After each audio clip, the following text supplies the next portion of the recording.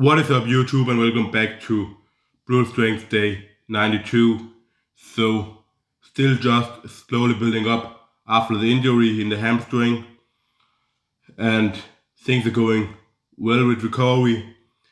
Did some sets of 3 with 120 kg. You can see here just like slower controlled. No rush, just like really focusing on form and keeping the weight in the quad, staying as upright as I possibly can. If you see here from the side, I was even pausing some of the reps just to get more out of this weight and just get used to squatting again. Also, I noticed that like these reps are like extremely deep, even for like my standards of how I usually squat. These were like exceptionally deep. So not only knees forward, but also hips like a huge amount below the knees. So that was really good, and the speed is totally fine, especially considering that I'm holding back a little bit on the concentric and on the bounce, just to make sure I don't make anything in the hamstring pop up again. And then in 2 or 3 weeks, I should be back to like full gas, being able to use stretch reflex and stuff like that on the squat.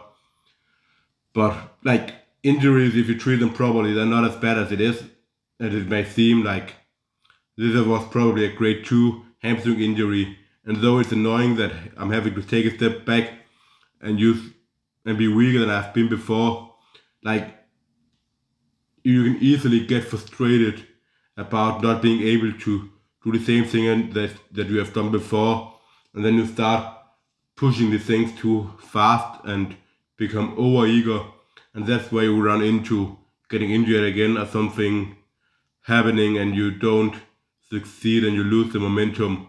So right now it's all about sticking together good trainings, and you'll see on a lot of the stuff that I'm doing, I'm not just going all out, but I'm trying to really pace myself and make sure that the effort is modulated to so that I can continue stringing together good sessions in the long run, and not just over the next 3 or 4 weeks, but over the next year or so. Because that is the goal, to make sure we are seeing the most amount of progress that we possibly can over the next year, not just over the next 4 months.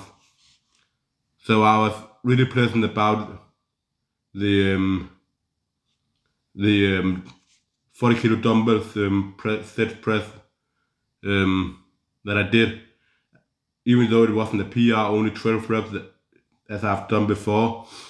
Then the control was some of the best it has been. I didn't use the metronome, so it was just like purely in my head. And the 12 reps ended up taking 1 minute.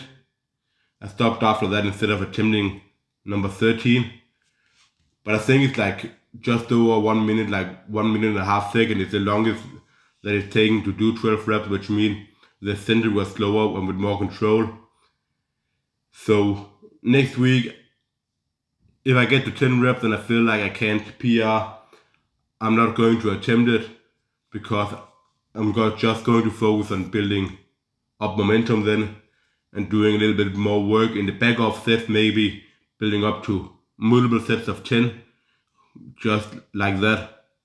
That should be something like, if I can do 4 sets of 10, then I should be able to do a set of 13. I can almost guarantee that. So just getting in total amount of like higher volume, I think that is really underrated in general. Like, or people always want to take things to failure, like, and there's nothing per se wrong with that. You're just gonna be able to get in a little bit less volume, and you have to know that, especially the last 2 reps on any exercise close to failure, the amount of fatigue they're going to give is going to be way higher than the stimuli. So for stopping a couple reps from failure, like 2 reps away from failure, you're gonna get a way higher stimuli, so you can repeat that for a couple more sets without getting too much fatigue. So let's say instead of 12 and 3 sets of 6 on the dumbbell presses, I might instead do 4 sets of 8, and I'm getting 2 more reps, and I might have a lower total RPE because I'm leaving 4 reps in the tank on the first set, which might leave me only able to do have the ability to do 9 or 10 reps on the 3 next set, but in these other sets where I'm doing 8 now, I'm actually able to do 11 maybe, and then 10 and then 10. So I'm not getting higher than RPE 8 anyways. So I'm doing more reps, but combined it's actually going to be easier for me to recover from, and especially psychologically, because I don't have to really push myself to actual failure. So I did the single arm lat pull downs. On those especially I use this theme of not pushing to failure but getting in more volume. So I did 4 sets of 7, which felt extremely good, and I could have done a lot more, but I ended with RP 8.5, something around there on the last set, and that is going to allow me to, the training I had today, my pull-up felt great, and I might not have done that if I totally just killed myself. So that is why you gotta leave stuff in the tank and not just hit all out. I did the same for the ring push-ups. I did some ring turned out push-ups, and then on the last set I went a little bit harder, moving the rings further out to isolate the chest more. So one thing that has disappeared from during the holidays is just the elbow tendonitis that I had. So that is really good, because even though it wasn't extremely bad, it was just annoying that I sometimes had it and I didn't feel anything doing these ring push-ups. I haven't felt anything popping up so far, getting back into training so far these 3 days. So I'm confident that it's going to stay intact and nothing is going to begin bothering me. To end with, I did tricep push downs here. After doing 3 sets of 7 per arms, I did 1 set to failure.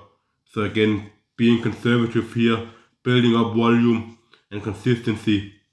Next time I might do